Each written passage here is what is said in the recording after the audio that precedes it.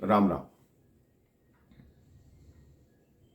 कहते कई बार किसी आदमी को ठोकर लगे, उसके पश्चात वह संभल कर इतना ऊंचा उड़ जाता है कि देखने वाले लोग उस पर विश्वास नहीं कर सकते। और यही ठोकर कोई गुरु मारे, उसके पश्चात तो उसका जीवन धन्य हो जाता है।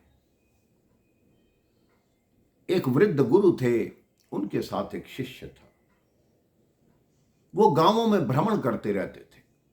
एक गांव से दूसरे गांव जा रहे थे।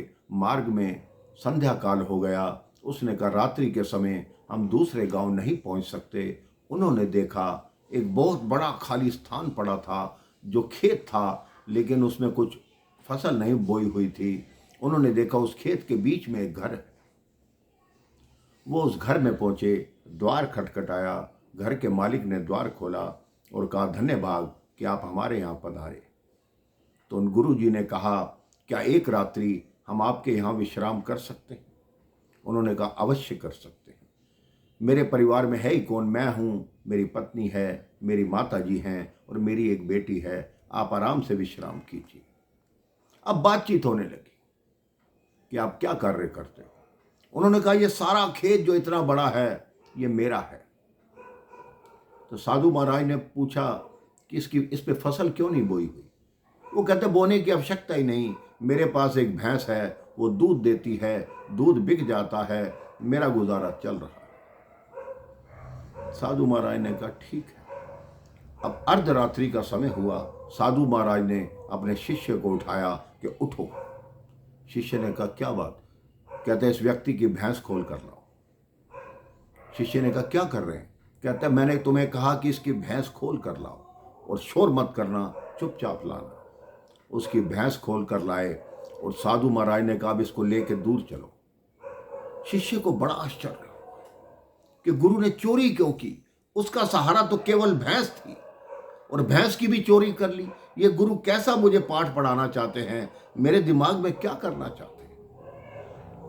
उसकी हिम्मत नहीं हुई कि अपने गुरु से इस बात को पूछे, लेकिन गुरु जी ने कई मील दूर जाकर उस भैंस को छोड़ दिया और कहा अब चलो।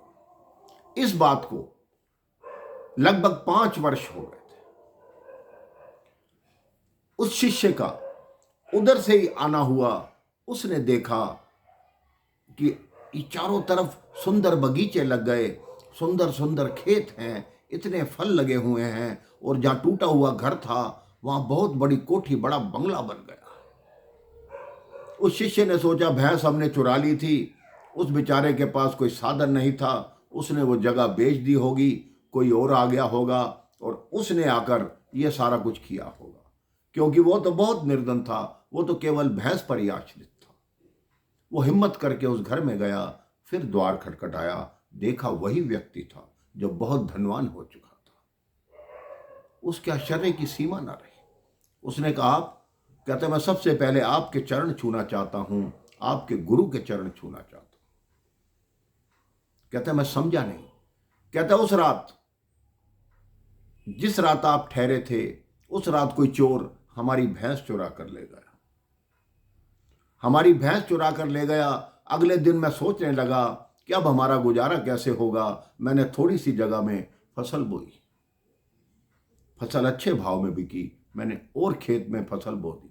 ऐसे करते करते मैंने पूरे खेत में ही खेती करना शुरू कर दिया, बागीचे लगा दिए। अब मैं इतना धनवान हो गया हूं, अगर उस दिन वो मेरी भैंस चोरी ना होती तो मैं इस स्थान पर नहीं पहुंचता। अब शिष्य को समझ आई कि गुरु ने वो भैंस चुराने को क्यों कहा था।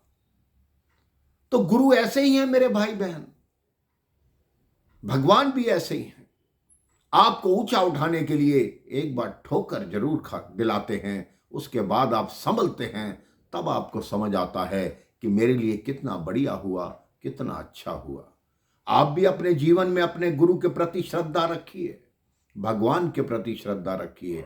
आप सोचिए अगर आप पर कोई कष्ट आया है तो इसका मतलब अब बड़ा सुख आपके सामने प्रकट होने वाला है। राम राम, जय श्री राम।